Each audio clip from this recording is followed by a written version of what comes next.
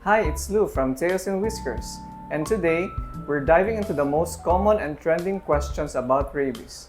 And with me is our resident veterinarian, Dr. Jessica Pandan, to help us better understand all about rabies.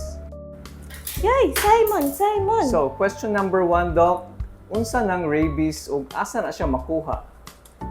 So, rabies is virus na siya na infection. Makuha siya sa mga dogs, cats, and animals nga nagalaway. Dito niya ma-transmit ang rabies. So, if ever na siya infection from rabies, ay harapod siya makatransmit of rabies. Second question, Doc, is unsa ka delikado ang rabies? Rabies is a deadly virus. So, if ever na naanay mga symptoms na makita sa imuha, like paglaway, mura kang mabuang, mahadlo ka sa adlaw, mahadlo ka sa mga any light, nga mo na ginatawag nga kanang makita nimo sa gawas, kung sa mga dogs pa, ginatawag nga irong buang. Once na mo show na siya nga mga symptoms, for sure na deadly gid na siya. So, unsang mga usually makita, Doc, sa dogs or cats, ilhanan kung na ba sila yung rabies or mailhan ba na sila na naay rabies? Kung naay rabies ang dogs and cats, ang very symptoms nga makita is kaya siya maglaway-laway, unya. Ang rabies manggod kay musaka manggod na siya sa utok na infection. So, mao na siya nga kanang mura na siya mahadlok sa light, mahadlok na siya moinom sa water, tas mura na siya og buang-buang kanang unoriented na gid kaayo siya sa iyaha life. Third question, Doc, is karon sa magsugod ang pets o vaccination sila hang anti-rabies? Sa anti-rabies, ang recommended nato, especially with recommendations food, magsugod pag mo abot na og 3 months old ang pets.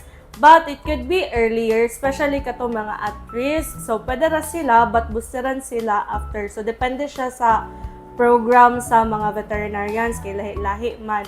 Tapos, diri day sa Pilipinas, required tanan gyud nga mga pet owner, mga pets, required ang mga pet owners na ipavaksinan ang ilahang mga pets. Kay nana siya sa ato ang Republic Act 9482 sa Anti-Rabies Act nga dapat tanan mga pet owners isubmit nila ang mga dogs for anti-rabies vaccination. Kay zoonotic man gud ang rabies, makatakod siya sa tao. Fourth question, Doc, is kung nakapaak ang fully vaccinated na pet sa tao, need pa ba magpa-anti-rabies sa tao, Doc? Ang dogs nga dili man gid 100% ang security if ever na vaccinated ang dogs. So mao na siya, if ever nakapaak ang dogs, vaccinated man siya or not, submitted na siya for 14 days quarantine. Ang uban up to 6 months gid siya na quarantine. So ang recommended gid pud nato if indoor lang ang dog, walay exposure sa gawas, okay ra kay dili man siya makakuha og rabies. So mao na siyang katong pasabot pod atong mga daghan man gud kay haka-haka nga kanang giningon nila nga inborn ang rabies, dili inborn ang rabies. So rabies is makuha lang nila if ever ma-expose sila sa katong mga dogs, cats, even cows, tanan nga mga galaway. So even sa tao kung na-expose ang katong mga pets nila ang tao day ang carrier sa rabies, dito sila makakuha. So if ever walay exposure ang mga pets for mga rabid nga mga tao or mga animals, indoor sila, complete, updated ang vaccination, tapos mga scratch lang, mga minimal lang ang ilahang mga scratches or paak, wala nagdugo, okay ra na siya for observation.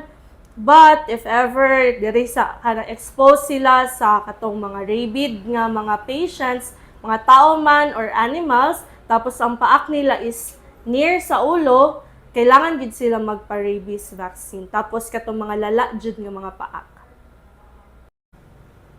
So, daghang salamat, Doc Jess, for that very informative discussion.